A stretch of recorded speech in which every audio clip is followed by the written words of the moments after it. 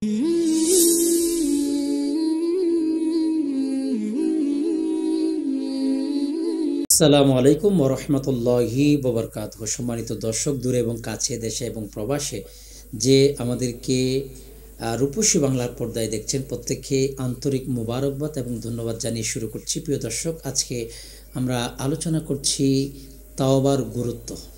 ইসলামে তাওবা এটি মানুষকে পুত পবিত্র করে, মানুষের গুনাহগুলোকে ধুয়ে মুছে এমনভাবে পরিশুদ্ধ করে দেয়। পৃথিবীতে স্তুতি পরিমাণ যদি গুনাহ থাকে, একজন মানুষ যদি সারা জীবন গুনাহ করেছে, আল্লাহ তাআলার দরবারে যখন একটি বান্দা অনুতপ্ত হয়ে ক্ষমা প্রার্থনা করার জন্য নিয়তে তওবা করেন, আল্লাহ তাআলা কিন্তু তার গুনাহগুলা মাফ করে দেন। যেভাবে কালামে মাজিদের মধ্যে আল্লাহ সুবহানাহু ওয়া তাআলা ইরশাদ করেছেন, তুবু ইলাল্লাহি জামিআ আইয়ুহাল মুমিনুনা লাআল্লাকুম তুফলিহুন। কোরআনুল কারীমের মধ্যে আল্লাহ তাআলা বলেছেন যে আল্লাহর বান্দারা যাতে আল্লাহর দিকে ফিরে যায়, তওবা করে আল্লাহর দিকে ফিরে যায়। এবং আল্লাহ তাআলা বলেছেন, আইয়ুহাল মুমিনুন, হে মুমিনগণ, লাআল্লাকুম তুফলিহুন, যাতে তোমরা বুঝতে পারো, উপলব্ধি করতে পারো। তো এই আয়াতে কারিমায় আল্লাহ তাআলা তওবার কথা স্পষ্ট উল্লেখ করেছেন, তুবু বলে তওবার কথা বলেছেন। এই তওবাটি এত বেশি গুরুত্বপূর্ণ, যেটিতে আমরা দেখতে পাচ্ছি সৈয়দনা ফারুক আজম রাদিয়াল্লাহু তাআলা, যিনি কিনা ইসলামের দ্বিতীয় স্তম্ভ, যিনি কিনা ইসলামের ভিত্তির মধ্যে যদি আমরা উল্লেখযোগ্যভাবে দেখিনি, তিনি হলেন সৈয়দনা ফারুক আজম রাদিয়াল্লাহু তাআলা। যে ফারুক আজম রাদিয়াল্লাহু তাআলা বলেছেন, রাসূল করিম সাল্লাল্লাহু আলাইহি ওয়াসাল্লাম দিনে 100 বারের চেয়ে বেশি তওবা করেছেন। সুবহানাল্লাহি ওয়া বিহামদিহি। আমরা আপনাদেরকে জানিয়ে রাখি প্রিয় দর্শক, আস্তে আস্তে রমজানুল মুবারকের অনেকটা সময় আমাদের ভেতর থেকে পাড়ি দিয়েছেন, এখনো পর্যন্ত আমরা তওবার দরজায় ফিরে যেতে পারিনি বা তওবা করতে এখনো মনস্থ করতে পারিনি।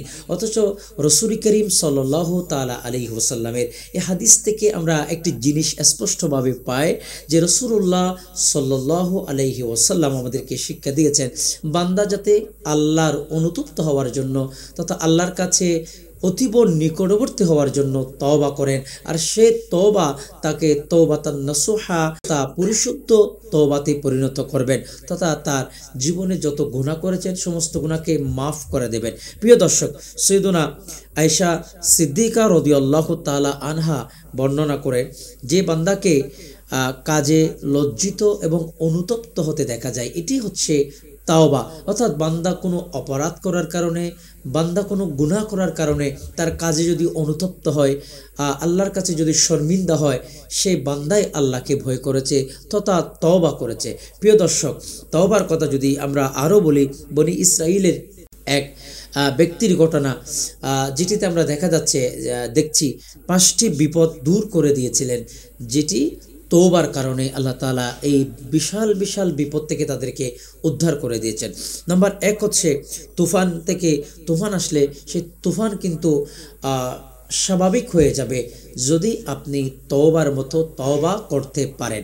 প্রিয় দর্শক, পঙ্গপাল, উকুন, ব্যাগ, রক্তের ইত্যাদি বাধা বিপত্তি যদি আপনার কাছে চলে আসে, এরই মধ্যে আপনি পরিত্রাণ যে কারণে পাবেন সেটি হচ্ছে তওবা। তওবার দরজা এত বেশি যে একজন মানুষ 99 জন ব্যক্তিকে খুন করার পরে রহমতের দরজায় হাত তুলে দিয়েছেন আল্লাহ, লা তাকনা তুমি রহমাতিল্লাহ, আপনি নাকি রহমতের দরজা খোলা রেখেছেন।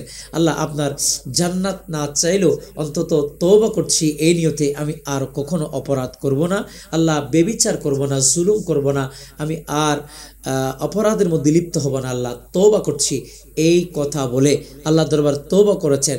আল্লাহ তাআলা 100 মানুষকে হত্যা করার পরও, আল্লাহ তাআলা 99 জন মানুষকে হত্যা করার পরও তাকে ক্ষমা করে দিয়েছেন। এটি হচ্ছে তওবার ফলদায়ক একটি বিষয়বস্তু তথা ফলদায়ক একটি জানবার বিষয়, যেটি থেকে আমরা শিক্ষা নিতে পারি যে তওবার গুরুত্ব কতটুকু। প্রিয় দর্শক, তওবা অন্য সময়ের তওবা আর এই মাহে রমজানের তওবা কিন্তু দুটির মধ্যে আলাদা রয়েছে। যেহেতু আপনারা জানেন রমজানুল মুবারকের প্রত্যেকটি ভালো আমল আল্লাহ তাআলার কাছে কিভাবে যায়, এবং সবচেয়ে হাজার মাসের শ্রেষ্ঠ মাস হচ্ছে রমজানুল মুবারকে। তো সুতরাং আমরা কেনই বা দেরি করব, আমরা সকলে মিলে তাওবা করব। সৈয়দনা ফারুক আজম রাদিয়াল্লাহু তাআলা আমাদেরকে যে শিক্ষা দিয়েছেন, হযরতে আয়েশা সিদ্দিকা রাদিয়াল্লাহু তাআলা আনহা যে শিক্ষা আমাদেরকে দিয়েছেন, এভাবে মালায়েকা তথা ফেরেশতাদের গুনাহ নেই, তাদের তওবা করতে হয় না, তারা তওবা করেনও না। তারা আল্লাহ তাআলা দরবারে জিকির আজকার করেন তথা ইস্তেগফার পড়েন। কিন্তু মানুষ ইনসান যেহেতু নিসিয়ান থেকে মানুষের ভুল হওয়ার সম্ভাবনা বেশি, আদম আলাইহিস সালাম থেকে সমস্ত নবী রাসূলদের থেকে যেটি আমরা শিক্ষা পেয়েছি, তওবা করতেই হবে। এবং ইহয়া উলুমুদ্দিনের মধ্যে ইমাম গাজালি রাহমাতুল্লাহ আলাইহি তিনি কুট করেছেন, এবং কিমিয়ায়ে সাদাতের মধ্যে তিনি কুট করেছেন যে পাপ থেকে অনুতাপের সাথে যে ব্যক্তি তওবা করে আল্লাহর দিকে ফিরে আসে, সেটি হচ্ছে মূলত তওবা। একদিকে আপনি পাপ করেছেন, এটার জন্য অনুতপ্ত হতে হবে, পাশাপাশি সেখান থেকে ফিরে আসতে হবে। প্রিয় দর্শক, এখান থেকে একটি বিষয় জানবার আছে। একজন মানুষ সকালবেলা অপরাধ করে সন্ধ্যাবেলা আবার ক্ষমা চায়, সন্ধ্যাবেলা এসে ক্ষমা চাওয়ার পরে সকালবেলা আবার অপরাধ করে বিকালবেলা আবার ক্ষমা চায়, সকালবেলা আবার অপরাধ করে বিকালবেলা আবার ক্ষমা চায়। এটা কিন্তু তওবার দরজায় পড়ে না। কারণ তওবা এমনভাবে করতে হবে, একদিকে অনুতপ্ত হতে হবে, অপরদিকে আল্লাহ তাআলাকে ভয় পেতে হবে, এবং সে অপরাধের কাছ থেকে নিজেকে দূরে সরিয়ে রাখতে হবে। প্রিয় দর্শক, আমরা রমজানুল মুবারক আসলে পণ্য সামগ্রীর দাম এতটা বৃদ্ধি করে দিই, অথচ আমাদের ভিতরে আল্লাহর ভয় বলতে কিছু নেই। আমরা পণ্য সামগ্রীকে মজুদদারি করে রাখি, মানুষের কষ্টের সীমানাকে আমরা বাড়িয়ে দিই। আমাদের ভিতরে আল্লাহর ভয়, আমাদের ভিতরে রাসূলুল্লাহ সাল্লাল্লাহু আলাইহি ওয়াসাল্লামের হাদিসে নববীর যে সার নির্যাস আমাদেরকে দেওয়া হয়েছে, সেটি কিন্তু আমরা ভুলে গিয়েছি।